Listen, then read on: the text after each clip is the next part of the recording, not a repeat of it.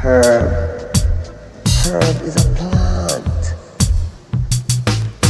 I mean, herbs are good for everything.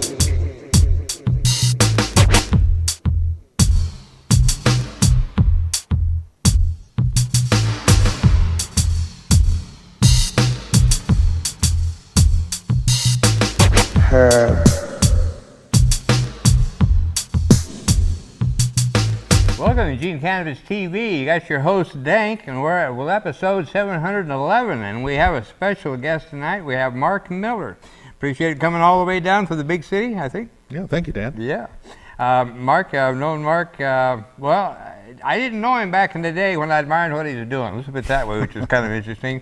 But I had never met him before. But I noticed, well, you just quit it, Mark, if you would, the UVO Drug Information Info Center. Let's jump right into that. Oh, back in 1972, it turns out that Whitebird had put on paper the need for a drug information center along with their social medical clinic, but nothing had been done with it.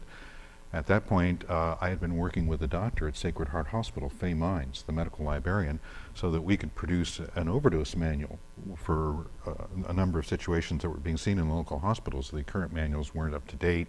They hadn't been dealing with the new drugs that were showing up. And we had trouble getting that overdose manual published. So we approached the student government, where I was actually working, and we asked them for monies to publish the book, and they did. And then Wendell Wyatt, the student body president, who's now a Portland manager, asked if we'd put this drug information center actually into action, into work. And so we got a budget from the student government, put a library into effect. And then what really got us going was in July of that year, we approached District Attorney Pat Horton to get an anonymous drug analysis project in the area. A group called PharmChem Labs down in Palo Alto had just won a court case against the then Bureau of Narcotics and Dangerous Drugs, later the DEA, allowing them to do anonymous analysis. So that sort of opened the gates real wide for us starting to do services. We had a drug library, we had information people could call into, and the services just steadily grew over the years to the point where we were no longer a student government agency, but part of the University of Oregon Health Ed Department doing outreach services around the entire state. Wow, that's fantastic. And explain how the process actually worked. On the drug analysis? Yeah, the drug analysis. Well, what would happen is, let's say you had a drug you needed tested. You would call our center. We wouldn't know who you were. You're just a voice on the phone, and you'd request the analysis. We would issue that drug a code number. We would then tell people how to mail it legally to PharmChem Labs down in Palo Alto. The drug would be sent through the mails legally, and in about a week's time, the person would call back reciting their code number. We would have the drug results, we'd match it to the code number, and then we'd inform the person of what was in the drug. Now, in addition, every week in the Register Guard, Oregonian, and other papers of record in different counties in Oregon, we would actually publish the results. So people would open their Sunday paper and they'd see a list of the drugs that had been tested and the actual results. And the whole point of the project, why the DA approved, was that we could show to 60 to 90% of the time that we tested the drugs, there was either it wasn't what they claimed, or there was some hazardous misrepresentation. Now, luckily for everyone involved, we rarely saw any situations where there was strychnine or other major poisons. But nonetheless, to show people that most of the time what was claimed to be in the drug really wasn't there was a real eye-opener and made people much more guarded and critical about the drugs they were getting on the street, essentially a lot more careful. Wow, that's fascinating. Interesting. Well, I remember the Register Guard part, and that was the main thing I knew about, but it's interesting to hear how the whole process went.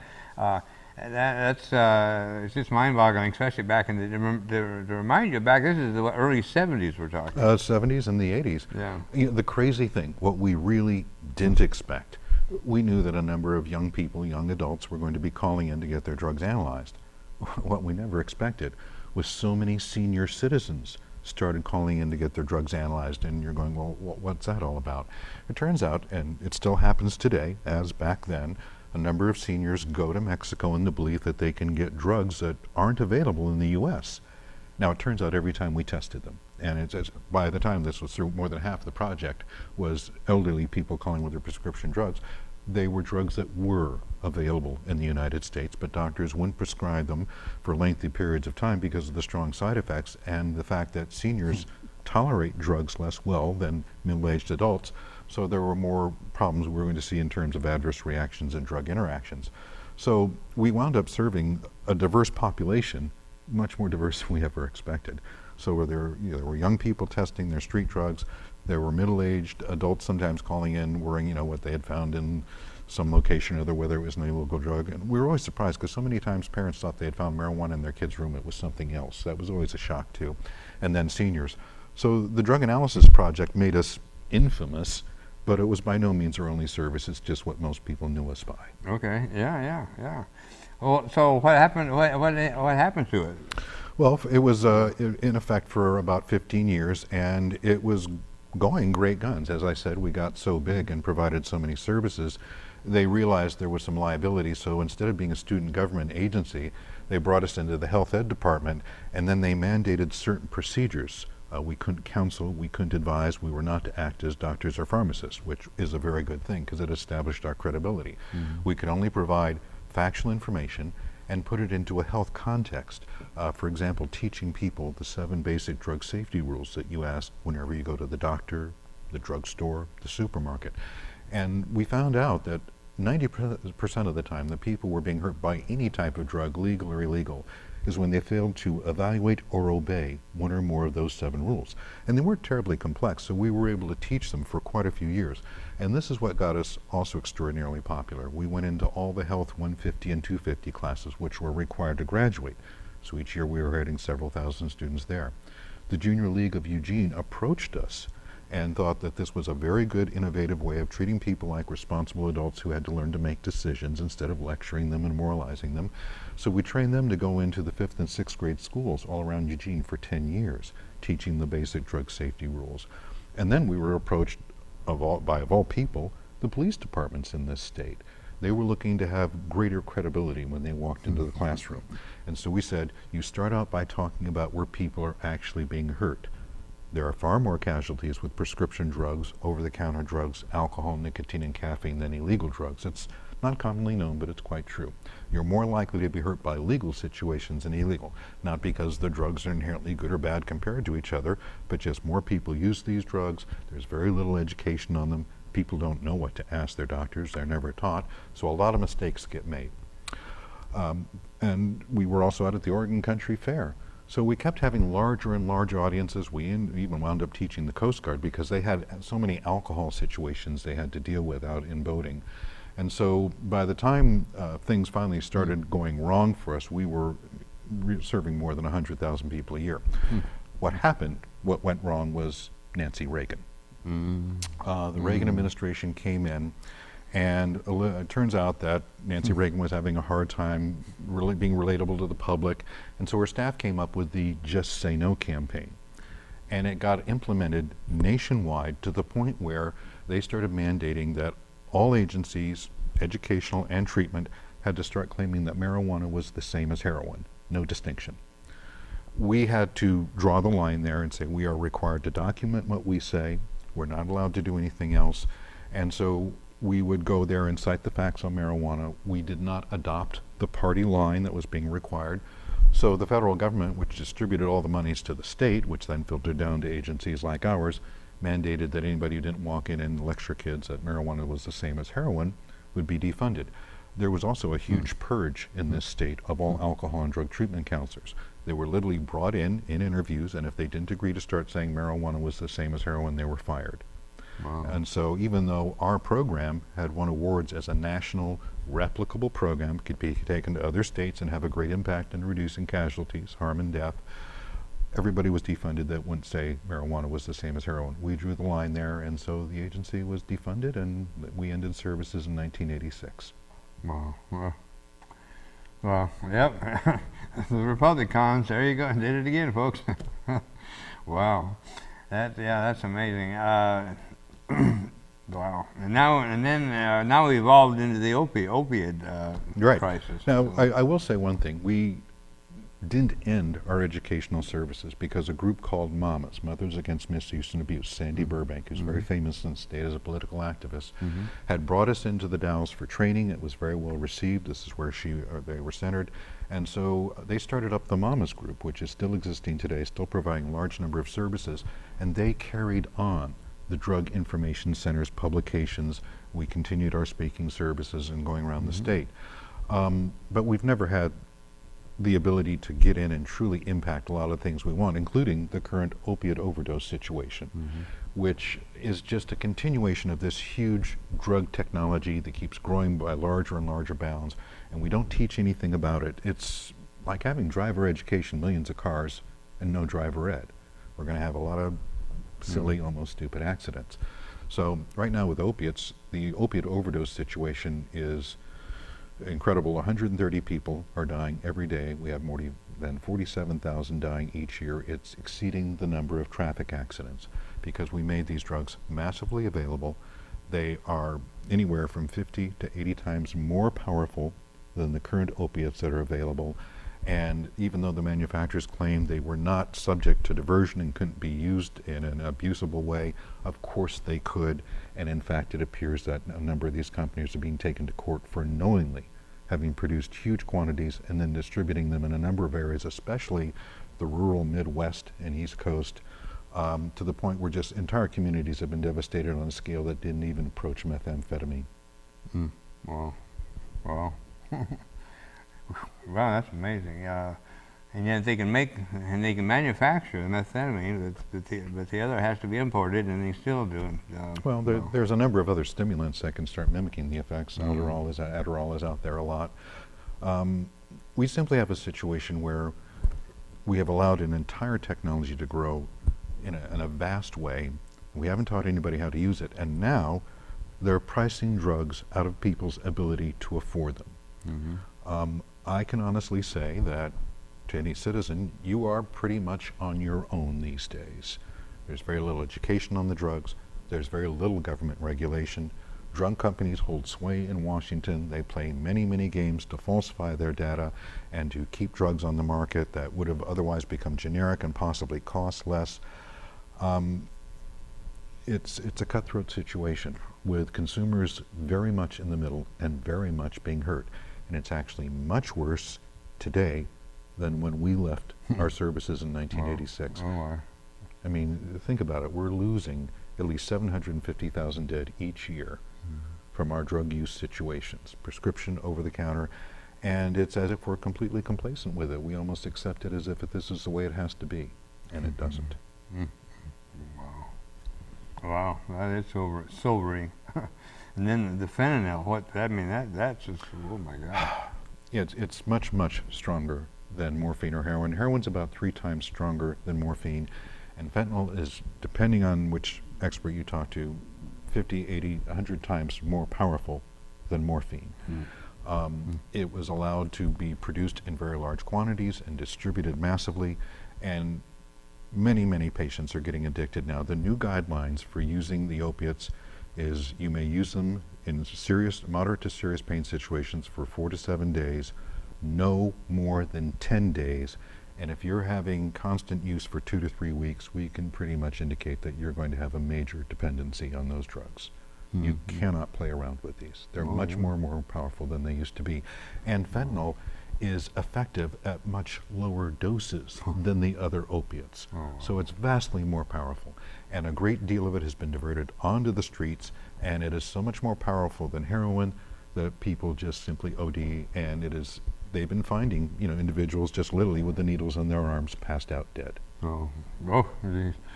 Well, on that happy note, we got into this segment, and let's get on the other one. So appreciate the interest. This is fascinating, so appreciate it, Mark, and we'll be right back.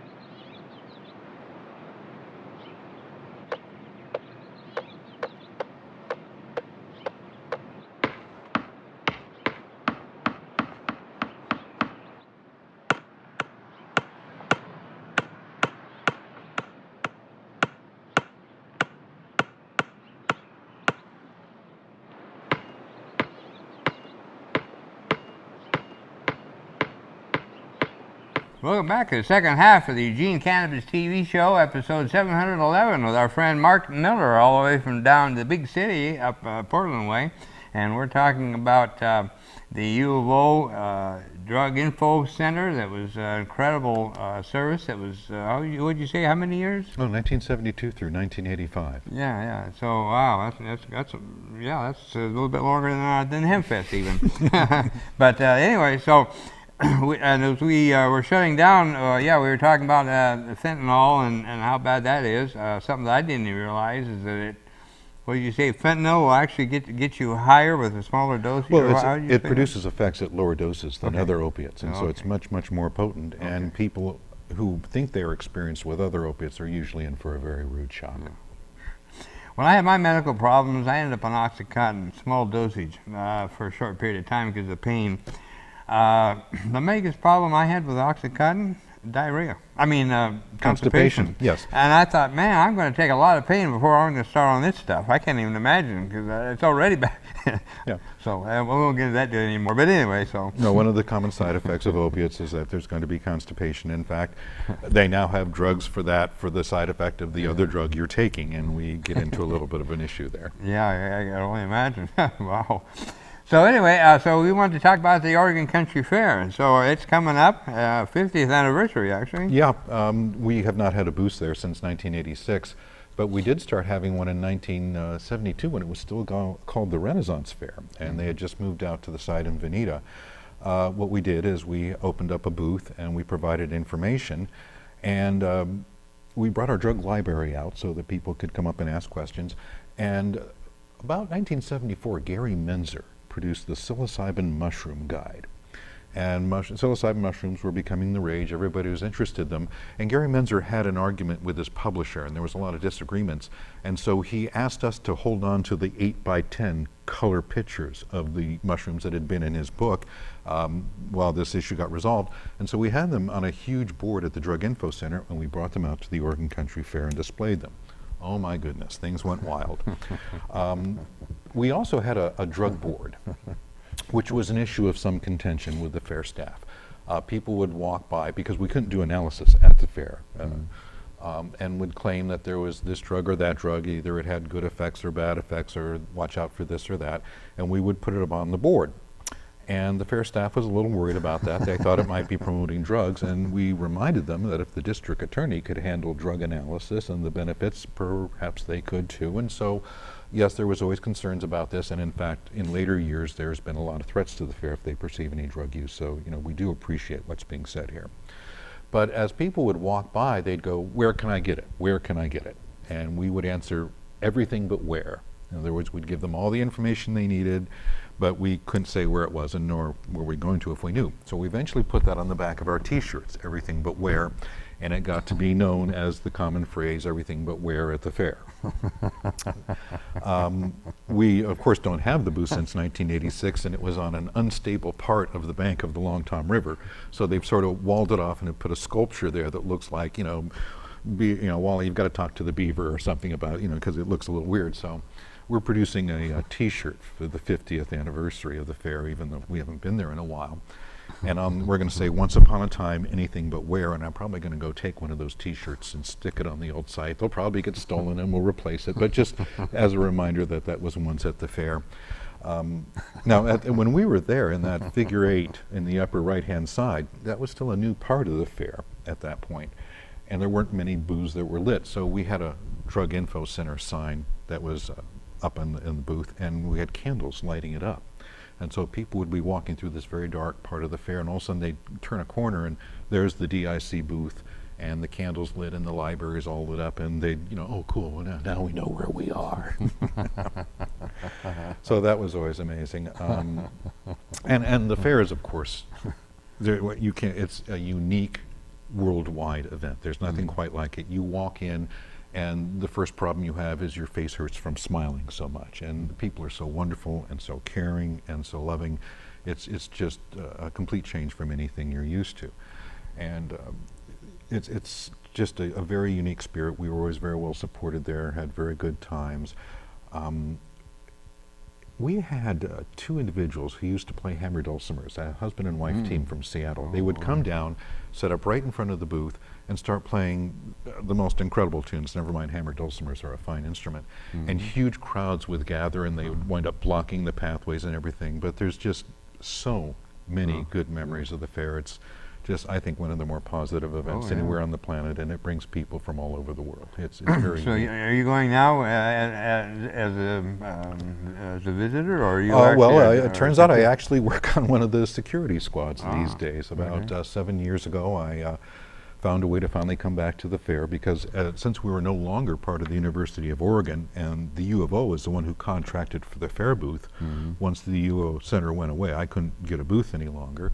And I worked in a number of different places in Portland, and I got jobs in high tech and did a number of other things, so I couldn't make it to the fair for a number of years. And so after about 25 years, I finally came back, and now I'm on the Southgate Security Squad, Highway 126, between 10 and 2, and we just help out at the fair, and I wear a security t-shirt now instead of anything about the Drug Info Center. Oh, yeah. Oh, yeah. That's great. I don't do sweeps, though. No. No. Yeah, I got great memories, too. I remember the first time I stayed out overnight, they tried to run you out, you know. The sweep, yes. Yeah, the sweep. And it was about midnight, and I was out there all by myself, in a vehicle all by myself.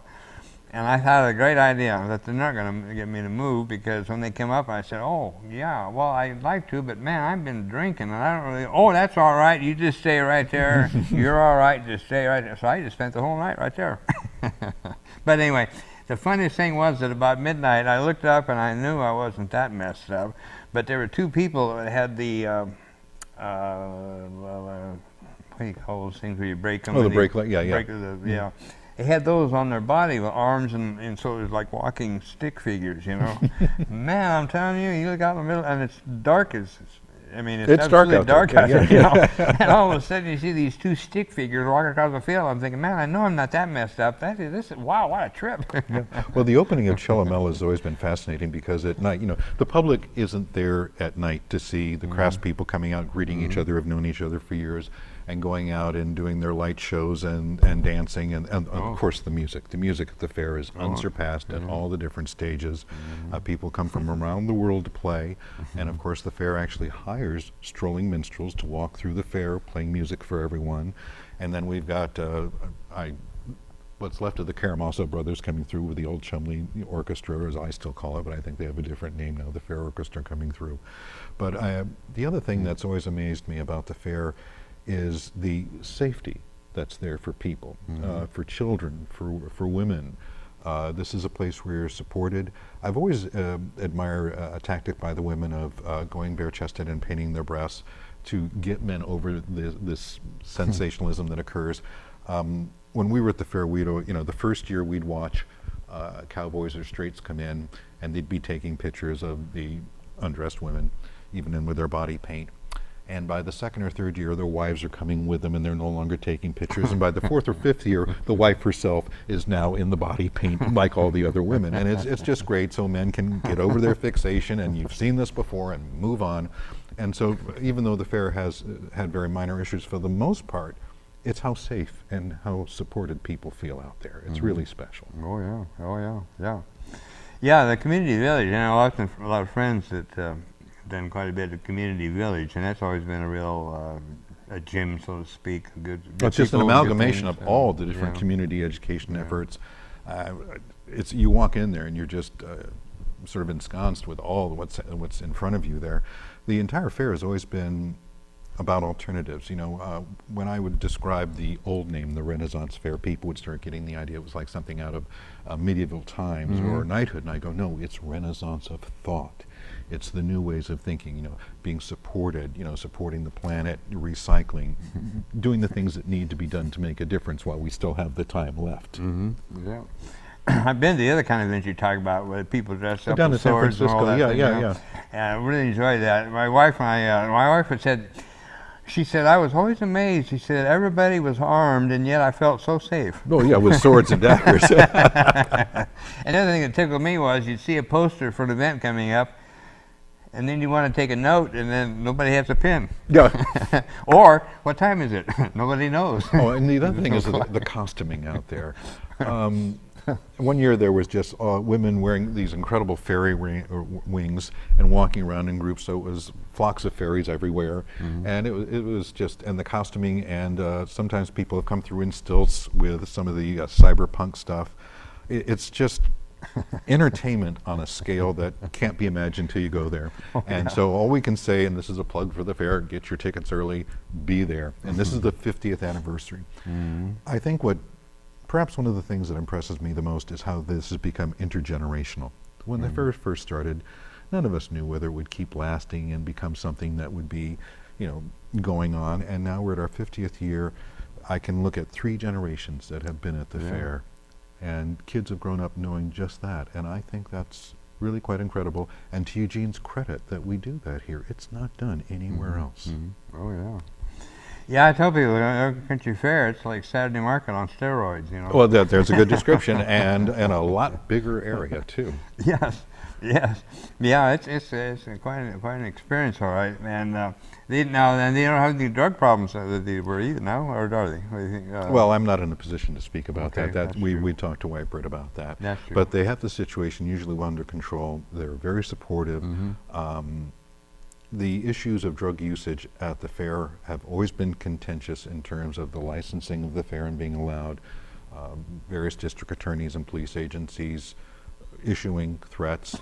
You know who John English is, by the way? No, I don't. Do you know John English? No, John English was notorious for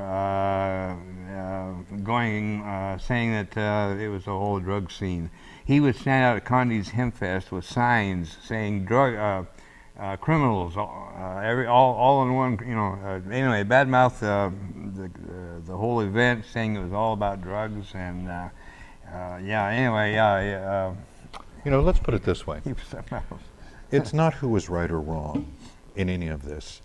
It's really about the fact that when you take a look and recognize that between Oregon's medical marijuana patients and the legalization for recreational use, it has to be admitted that many of the stories and the lurid claims about marijuana were just not true, or we would never be at the point we're at now. Very true. That's true enough. There's this old lawyer's joke about the client walking into his office completely naked, wrapped in cellophane. And the lawyer looks at him and says, well, obviously I can see your nuts. Now, if somebody had told me 10 years ago that we'd have medical marijuana, legal recreational marijuana, and the state just passed a bill allowing for exporting if it can be done federally, I would have looked at you and said, I can see your nuts. Yeah, there you go. Okay, Mark, time flies. My gosh, here we are at the end already. Well, appreciate it, and what an education.